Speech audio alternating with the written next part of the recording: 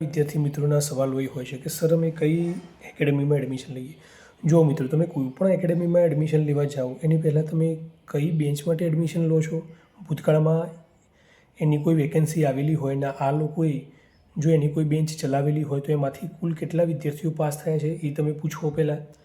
પછી માની લો કે તમે 1-2ની બેન્ચ કરવા ગયેલા હોય તો 1-2માં એમના બેન્ચની અંદર કુલ વિદ્યાર્થીઓ કેટલા હતા અને કુલમાંથી કેટલા પાસ થયા છે, બરાબર. તો એનું તમને એક્ઝેક્ટ ટકાવારી મળશે કે આ લોકોના ત્યાં આટલા લોકો એડમિશન લેતા હોય છે અને આટલામાંથી આટલા જ પાસ થતા હોય છે, બરાબર.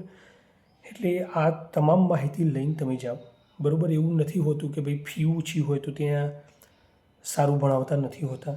ફી ઓછી હોય ત્યાં પણ સારું ભણાવવામાં આવતું હોય છે, વધારે હોય તો પણ સારું ભણાવવામાં આવતું હોય છે. પણ ક્યાંક ને ક્યાંક આમાં કેવું હોય કે શિક્ષકો તો મહેનત કરતા જ હોય છે, પણ વિદ્યાર્થીઓને પણ આમાં મહેનત કરવી જ જોઈએ. કારણ કે શિક્ષકો 100% તમને ઇનપુટ આપતા હોય તો તમારે મિનિમમ 70-80% તો આઉટપુટ આપવું પડશે ને એમ. એટલે તમે કોઈ પણ એકેડમીમાં એડમિશન લેવા જાઓ તો તમારે પહેલાં જોવાનું કે ભાઈ એમના ત્યાં ભૂતકાળમાં કેટલા લોકો પાસ થયેલા છે. જે જગ્યાએ તમને યોગ્ય લાગે ત્યાં તમે એડમિશન લઈ શકશો, બરાબર.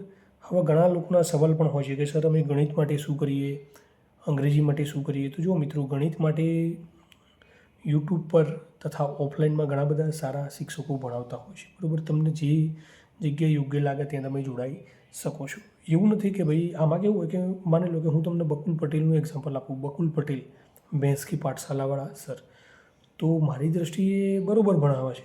નીરજ ભરવાડ સર સારું ભણાવે છે, પણ તમને એ બંનેનું અનુકૂળ ન પણ આવે, તમને કોઈ અલગ વ્યક્તિનું પણ અનુકૂળ આવતું હોય. તો એવું જરૂરી નથી કે હું તમને જે સજેશન આપું ત્યાં જ તમે જાઓ, પણ તમને જે જગ્યાએ યોગ્ય લાગે ત્યાં તમે એડમિશન લઈ શકશો. પણ જતાં પહેલાં એટલી વસ્તુ તમે ધ્યાનમાં રાખી લેજો કે ત્યાંથી ભૂતકાળમાં કેટલા પાસ થયેલા છે એ તો ખાસ જોઈને જ જજો મિત્રો, બરાબર. કારણ કે ઘણા લોકો શું થતું હોય છે કે ઘણા એવા એ છે કે લાખ રૂપિયા ફી લેતા હોય છે, બરાબર. પછી સિલેબસ બહાર પૂછાયું આવું બધું કરીને જતા રહેતા હોય છે. પણ આમાં પોલીસ કોન્સ્ટેબલમાં પણ સિલેબસ બહારના 15-20 પ્રશ્નો હતા. બાકી 180 માર્કનું તો જે કોચિંગ સંસ્થાઓએ ચલાવ્યું એ તો આવવું તો જોઈએ ને. તમારું શું માનવું છે?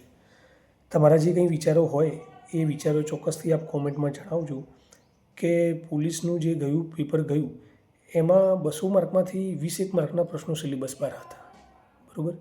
બાકી 180 માર્કનું તો આવવું જોઈએ ને કોચિંગ સંસ્થાઓમાંથી. કારણ કે તમે 20,000, 25,000 કે 50,000 કે લાખ રૂપિયા ફી ભરી હોય તો આટલું તો આવવું જ જોઈએ. સિલેબસ બહાર પ્રશ્નો હતા એ વાત 100% સાચી છે, પણ 180 માર્કનું કેમ ન આવ્યું, બરાબર.